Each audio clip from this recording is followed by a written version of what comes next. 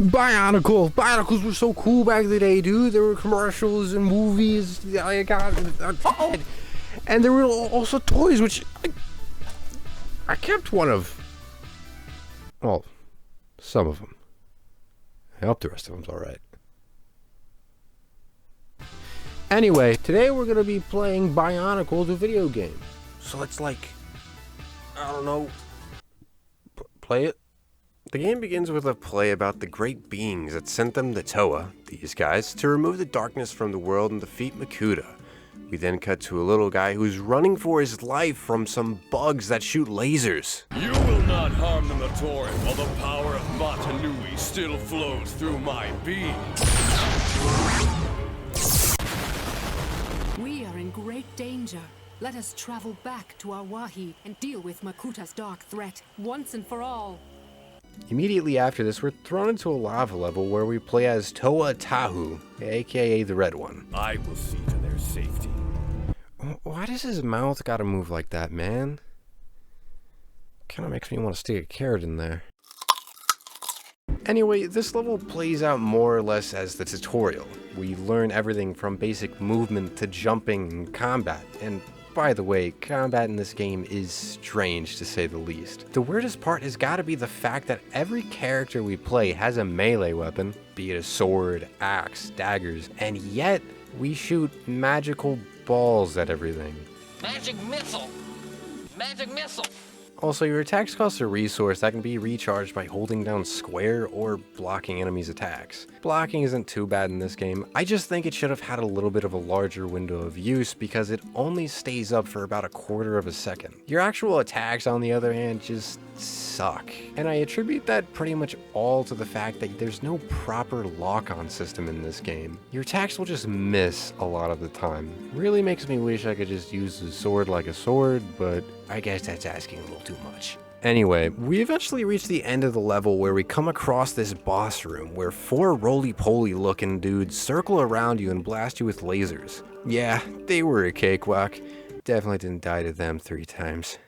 After beating the roller dudes, we do a little victory dance and find a Krana, which is important for some reason.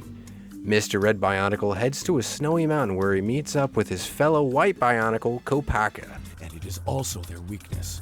Capture the Krana. I'm chasing a Borak now. He's heading for the Kinney. There isn't much time. Yeah, voice acting has never been a strong suit for older video games, and this game is no exception. Anyway, in this level you get to snowboard down a hill. It's nothing too exciting. Some environmental things go on around you, like the ground breaking under you or a boulder chasing you. You can also attack enemies with your sword, which brings me to this roly-poly bastard. You have to use your block to knock him up into the air and blast him, but the damn thing's so fast. He just keeps slipping away. Come on, dude. This guy's going as fast as Sonic the freaking Hedgehog, and I'm going down as fast as Larry the goddamn Snail. I'm kind of ashamed to admit that it took me 8 attempts to kill this guy. It also really sucks because if you fail to kill the guy in time, you have to watch this really long cutscene.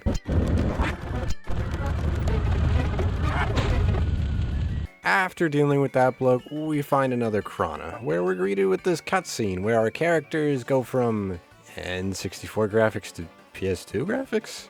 I don't know, how the hell would you describe this scene? We then end up getting to play as the blue Bionicle named Gally, aka the hot one. No, just me. Just kidding. She has the ability to swim, but for whatever reason, if you want to swim deeper in the water, you have to dive from higher up. The boss in this level is exactly the same as the first one, but this time, there's more roller dudes, and you're in a water area, so it's different. We then move on to the next Bionicles level, where we have the ability to ride a minecart, which can go really, really fast. All you have to do is keep your energy levels up by picking up these green orbs until you eventually reach the end and open a door where you find one of your fellow Toas, who then tells you to screw off, then charges head on into an enemy that knocks him back, and then he falls through the floor. Alright, so you've probably been able to tell that every character in this game, aside from the red one, has a special ability. The white one can snowboard, the blue one can swim, and the brown one can ride in a minecart. But this one, get this, can push rocks. I know. All right, settle down. So why is it so damn hard to do? It's almost as if these things are covered in butter. Look at this. I just can't get a grip. Another dumb thing about this level is that if you jump in this shallow ass water, you just die. It's knee deep, dude. Just stand up. And as for the boss, you literally just push rocks on the switches and jump over whatever the hell is coming at you through the ground. Yeah, to say the least, I didn't like this level very much. But the level after this one is actually pretty fun. We get to play as the green dude. I love the green dude. His name is Lua, and Lua is poggers, man. He's basically Tarzan. Look at this. He's sliding down tree branches and swinging from vine to vine. I can practically hear the song, "Two worlds, one family." Oh, it's good stuff. Lua also has the ability to glide. This honestly is my favorite level in the game when it comes to the platforming. It just feels so good. I honestly wish the game had more levels like this. The boss is also pretty fun to fight too. All you have to do is break the platform underneath him so he'll fall through. It's nothing I haven't seen before, but honestly, I'm just happy it's not the roly-polies again. After that, we run into the red Bionicle again. The mask I found was the Mask of Light. The Turaga sent me on a quest to find the 7th Toa. 7th Toa? Wait, Mask of Light? Oh, this is a prequel to the movie. Which means the next part would be lava surfing!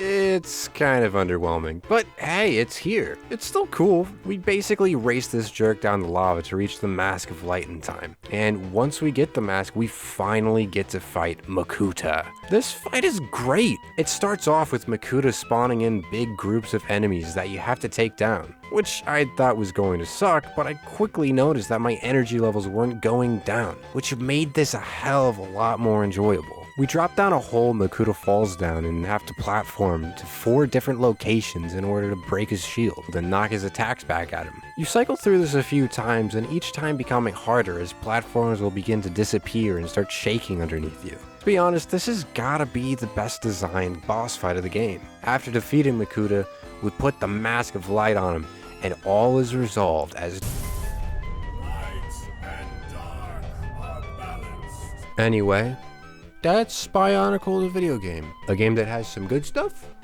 and not so good stuff.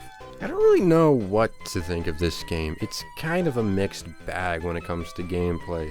The combat's not all that great, aside from maybe the last boss fight, but the platforming is decent in some parts of the game. It's just not exactly the kind of game I'd recommend to anybody. Unless you're a big fan of Bionicle, then by all means, go ahead. But when it really comes down to it, it's alright. It's not bad, but I wouldn't play it again. So, wow, would you look at that? It's about that time, ladies and gentlemen. I'm Thrallic. This was Bionicle, the video game.